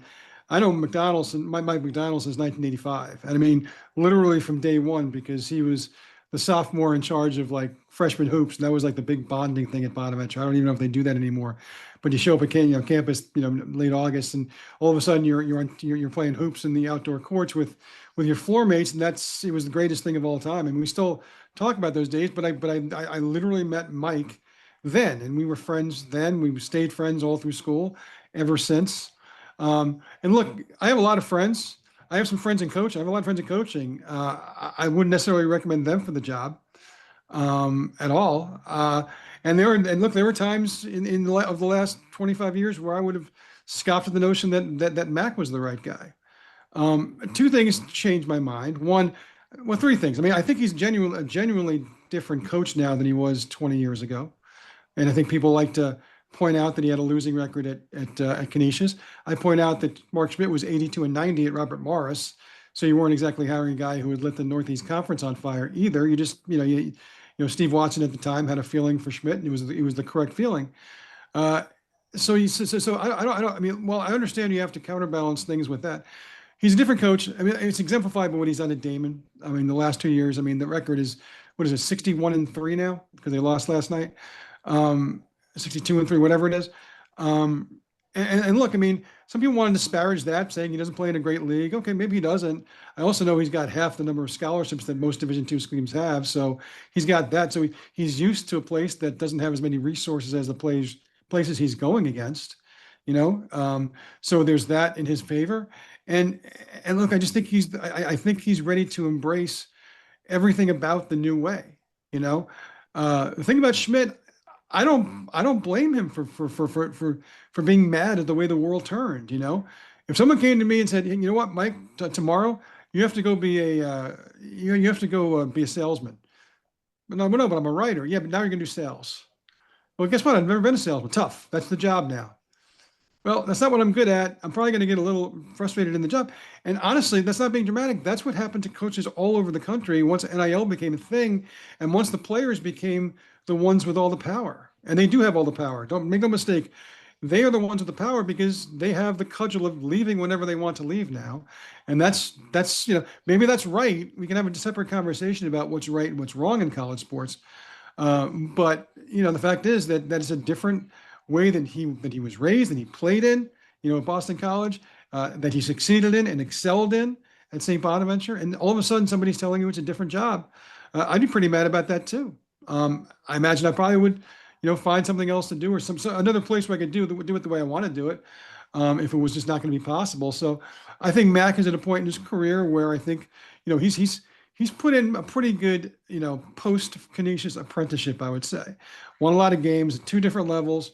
And look, and the other thing to consider is that we now have a track record of Division II coaches who have made the leap and are successful. In Bonaventure's own league at St. Louis, look at the Iowa coach who's in the Sweet 16. We can go on and on. And if we want to get to the nth level, people ask me, well, why didn't anybody else hire him? And what I'll tell them is that why didn't anybody hire Kurt Signetti for all these years? Until someone did, and guess what? It turned out to be the right decision. I'm not saying my friend Mike is going to be Kurt Signetti of basketball. I'm not, but I'm just saying that it's not quite. And there were actually also some people who go back. I mentioned Tom Chapman. He was a very successful Division II coach who flopped at St. Bonaventure. Not remotely comparable between the two people and the two way they approached the job. So look, I mean that's who I want because he's my friend because I think he's the best man for the job. I mean, I'll support anybody who gets the job. I mean, I'm not going to be one of these people who didn't hire my friend. I guess in that case, I'd be mad at one friend because they didn't hire another friend, right? That's kind of a unique situation. So, I mean, whoever they hire, I'll support and I'll be happy with, and I'll find reasons to think he's going to get it done. Honestly, I mean, there's a part of me that dreads it because, you can ask my wife what I'm like when I'm watching a Bonaventure basketball game because Bonaventure is the last rooting interest I have. That's what happens when you work in a town that you grew up in. All the teams that I rooted for that I used to live and die with. I mean, I cover now. I mean, I haven't lost sleep over a Mets game or a Knicks game since like 1992, excuse me. I mean, it's been a while. since I cared that much. So I'm grateful for St. Bonaventure because it's the one thing that allows me to remember what fans feel like. And I think it's an important thing in my job as a columnist to remember what it's like to be a fan. And I am a fan. I'm a nut job. I mean, I don't like going to the games live because I'm impossible to be around during these games. And so I can only imagine what that's going to be like if a buddy of mine is coaching the team. I like Mark Schmidt fine, but I wasn't gonna be heartbroken if it turned out that he wasn't the guy. It's gonna be hard to watch. I mean, I was watching the Damon game last night, and after my dog literally hid behind the couch because by the time the game was over, I was so upset, and so he was upset. And my wife was like, "What's wrong with you?" And I'm like, I wait for 6 games a year. Why can't I act the way I want to act? But that's the thing. It's like, so I'm not necessarily looking forward to living and dying with every play of next year's St. Bonaventure Duquesne game. But you know what? I just do think he's the best man for the job. And I realize there's a lot of different opinions out there about it. The only thing that angers me, guys, is when they minimize what he's done at Damon, because to me, I think that's the part that should be celebrated. You might hire somebody else in spite of what he did at Damon, but you shouldn't not hire him because of what he's done Damon. And I hope, I suspect that the guys who are making the call, because Bob Barrett is also a pretty even level-headed guy, and so is the president, Jeff Gingrich. I don't think they'll make impulsive decisions here. They'll make what they think is best for Bonaventure. I have a rooting interest, but if it's somebody else, it's somebody else. Yeah, I don't think I can make the case any better if I could add a couple things. And first, I'll say, I'm not old friends with Mike McDonald the way you are, but I'm probably friendlier with him than maybe I should be, or friendly, or hard not to friendlier like with him. him than just and, about and any. Tony, other... you know this as well as I do. The one thing you can guarantee, you might not be able to guarantee you're going to win a lot of wins and losses, but that guy will win that press conference in a way it's never been won before. That's who he is. Right. That's just who he is. I'm sorry, I didn't mean to interrupt you. No, but I mean, friendlier with him than just about any other coach or person I cover. Friendly with his sons and his wife and his family and things like that. But I think even if I could put that aside, I think objectively, I think he deserves the job over the success he's had at Damon and Madai before that. The time he spent, in coaching, the number of coaches who respect him and believe that he's a good coach and he's been a mentor for, it's an excellent fit with Woj, their friendship, but also I think the type of the coach they're looking for, the type of coach they need with the players that he's going to recruit, the area, the resources at St. Bonaventure and things like that. I think he can bring at least 2 players with him that would probably be starters at St. Bonaventure, would definitely be key contributing players. Ben Bill and Zach Filipakowski both have been All-Americans at the Division II level. Yep. Are bona fide Division I caliber players, probably should be playing Division I somewhere next year if it's not Andrew Sisko still has 3 years of eligibility left. Well, yeah, he might. But sorry. That aside, and that's a key element of hiring somebody from a Division II. Ben McCullum going from Northeast Missouri to Drake, he brought almost his whole team with him, and then he took some of those Drake players with him to Iowa. He's in the Sweet 16. If you're going to hire somebody from a smaller level, you probably want them bringing some key players with them as well. But with Mike McDonald, he's done an excellent job at Damon. They were a first year as a Division II tournament eligible program when he took over. So he had largely an NAIA roster with some talented players. Built that up, won right away, built it up to be better and better every year. The recruiting's gotten better and better to the point where they're, last year number 1 in the country, this year number 4 going into the NCAA tournament with less scholarships and less resources than most every other nationally ranked team. You really can't do any better than he's done at that level. But also recruiting-wise, there's been a number of players that he almost got a Damon or was close to getting a Damon, but just couldn't because they were Division II, they weren't Division I. Jalen Pickett's an NBA player from Rochester who almost committed to Damon, ended up going to Siena and then transferring to Penn State. I think if Damon was a Division I or Mike McDonald was at St. Bonaventure at that time, we would have gotten Jalen Pickett on that team. Davion Warren's a player from Buffalo who went to a few different schools, ended up in the NBA G League and playing professional basketball. He almost committed to Damon.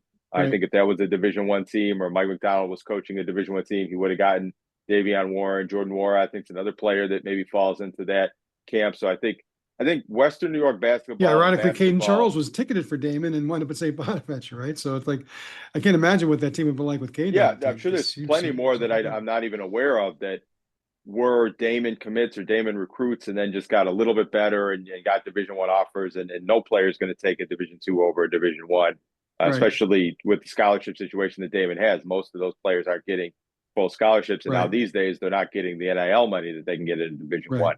One. So I think Mike Macdonald, I think, deserves this opportunity to coach this team and get another chance to prove himself at the Division One level. But I think Western New York basketball and basketball kind of deserves to see what Mike Macdonald can do with Division One scholarships and the Division One budget, and Adrian Wojnarowski helping him get players and see how good, and it's a good fit for St. Bonaventure basketball. And I'll say this. I've been trying to report this story. I've learned some things. I don't know exactly what's going to go on, but I think he's got a very good chance, and I think he's going to be the coach. I think the fit. I think how quiet the search has been over the last 2 weeks. It's been 2 weeks since the word got out that Mark Schmidt was retiring, and a little less than that since the season ended, and they've been looking for a coach.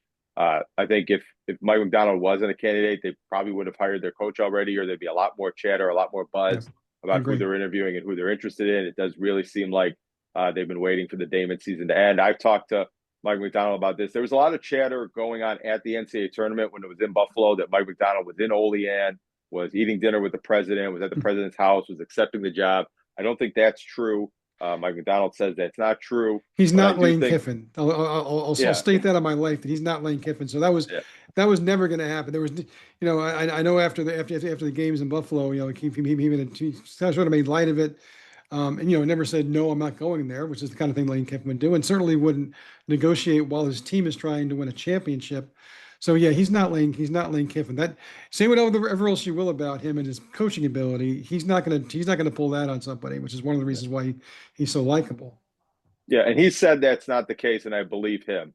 But I do think there's been some quiet conversations about we'll talk again at the right time, and that Bonaventure has been waiting to have this conversation, and maybe all along has decided that he's the right fit at the right salary for what they want to do going forward. And as I've gotten to know Mike Macdonald over the years, his whole time at Damon, his whole time at Medaille, very tail end of Canisius, gotten to know him better and better. We've talked a lot. One of the things I like about him, he knows a lot. He talks to a lot of people. He knows who are the candidates at Syracuse, and the University of Buffalo job, Canisius job, Niagara job have all opened up over the years. I think more than once for each of them. And in all of those cases, Mike Macdonald was pretty plugged into who were the candidates at that job, who was being interviewed, who was turning it down, all the different buzz. And then this St. Bonaventure job, he doesn't know anything. He doesn't know who they're looking at. He doesn't know who the candidates are. He doesn't know who's been on campus. He doesn't have a clue. So that makes me sense that maybe he knows a little more, or he is got a little spidey sense going on there, do you, Jonah? Yeah, or he's intentionally not knowing what's going on because he's waiting until the point after the Damon season to take a look at that. And that's why I think if he's not the coach, I do think there's going to be strong conversations and consideration for him to be the coach, and that'll play itself out over the next few days. Look, here's what I'll say about this is that, I think that because Schmidt was so good at his job for so long, and the Bonnies became a perennial, they weren't a perennial participant in the NCAA tournament. They were a perennial 18, 19, 20 game winner with the occasional really good year, which is just something that seemed to be, I remember a couple of years ago, I tweeted this, that, it was a middling year, but they got to like 20-14. And I'm like, the day that I complain about a 20-win season at St. Bonaventure is the day that you can take my diploma away. Because it's just, it remains kind of a small miracle in the Enchanted Mountains. Sorry, I don't mean to make you guys, upset your guys' stomach talking about the Enchanted Mountains and all that stuff. But the thing of it is that because of that, and look, even the last 4 years of NIL, look, they finished at 500 this year, right? They made the NIT last year. They should have made the NIT the year before. They had one down year when they were replacing the entire roster because the Iron Five, went elsewhere. But they remained highly competitive in those years, and so I think there was a willingness, or what happened to a lot of St. Bonaventure fans is that you forget that it's a daily challenge to do this. I mean, Schmidt was so good at it that it almost seemed easy, and I think that rankled him sometimes when people didn't realize to the lengths that he had to do to maintain and sustain, a certain level, with this program. But now it's even more so because I think you have to commit to see what you have to commit to, whatever the various strategies are. You need guys who are going to be together. You just need that. So whether it's Mac or somebody else, it's got to be somebody that Woj is going to be comfortable with. doing whatever the coach needs him to do. And it's too important a time in college basketball to just take to go half measures on this, and whether it's Mac or whether it's somebody else. One thing I genuinely hope is that it's a guy that can work, like this with Woj on the same page, on the same strategy, the same blueprint, going forward. Maybe it'll succeed and maybe it won't, but that's the only way it's going to work. Because honestly, you can't afford too many years at a school like St. Bonaventure, which is here in terms of its size as a university and here in terms of its basketball ambitions. It's hard to maintain that unless you're going to have a consistent approach that makes sense with everything involved with the university and everything else. So, again, whether that's Mike or not, it's got to be somebody like that. Because look, I don't know the particulars. I genuinely don't. But it was clear. It was just obvious toward the end that Mark and Adrian were on different pages, and you can't have that. You just can't. It's just not going to succeed. You can't have the GM and the coach at loggerheads. Whether it's obvious, whether it's subtle, whether it's even right or not, it just can't be perceived that way. And I think that's the most important thing of all about this hire. I think there's a lot of similarities to what happened with the Bills. I think there's a lot of differences in how those relationships played out in the length of time, but as to why the Bills decided to make a change and why they went with a coach who they were familiar with, who has more synergy and symbiosis with the general manager. If you guys could indulge me real quick, I want to tell you why, I might be a St. Bonaventure graduate if not for the Enchanted Mountains.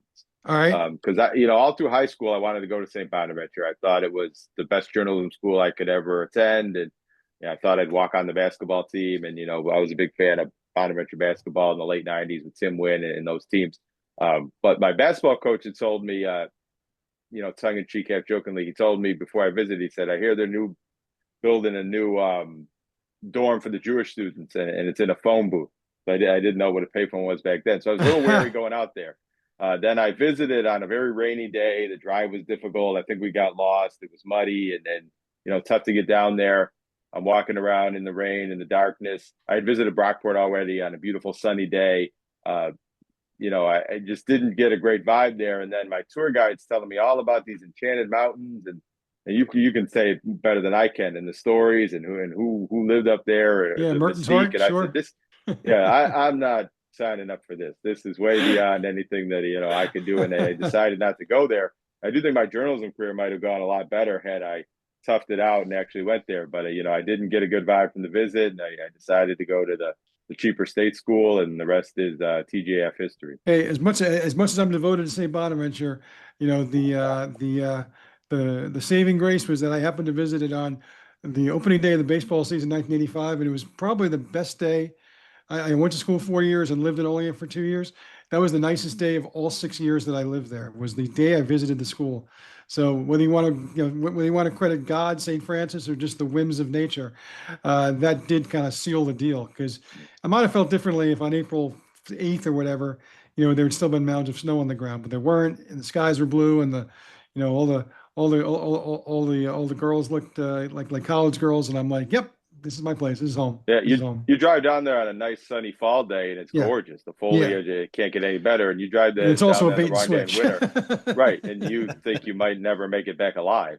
Actually, right. That's right. I had to double check as you were talking, waxing on about St. Bonaventure. I did have to check. I just checked the index, so I guess maybe it could have been, maybe not, but it would be in the index, I'm sure, to see if you snuck any St. Bonaventure references. I know. I have John McGraw's name in there twice, so that'll probably have to suffice. All right, Mike, thanks for doing this. And again, find this book and buy it. The Bosses of the Bronx: The Endless Drama of the Yankees Under the House of Steinbrenner. Not just Hank and Hal. George also makes a few appearances in this book.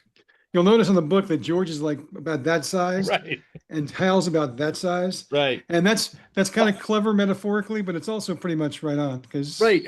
Hank might have been my favorite Steinbrenner just because he was like his dad, but knew he was. I mean, he had a little bit more. I mean, we swear on this podcast. He's in a weird way had a little more doesn't give a fuck than even George did. And Right. I don't know how that's possible, but He was an approachable version of George. yeah. You know, a guy you felt you wanted to have a beer with. I mean, I had a really good relationship with George relative to a lot of other people who covered him. I never would have wanted to have a beer with him or share a hamburger with him. You know, I just wouldn't have. I couldn't have worn my sports writer outfit around him, so he wouldn't have approved of that. But Hank wouldn't have minded. You know, you can wear anything around Hank and say anything around Hank. But I think your description of him is accurate. And you know, sadly, he was only really involved with the team for about 2 years, and even then, he was more of a spokesman than a guy doing things behind the scenes. But look, I mean, honestly, you know, good luck to the guy in 20 or 30 years who wants to write a book just on Hal Steinbrenner. That's going to be you know, quite a pamphlet to read. Mike, thanks again for doing this. Guys, I really appreciate it. Thank you so much for all the time. And thanks to everybody out there for watching / listening to Tim Graham and Friends, brought to you by CTBK, CPAs and Business Consultants.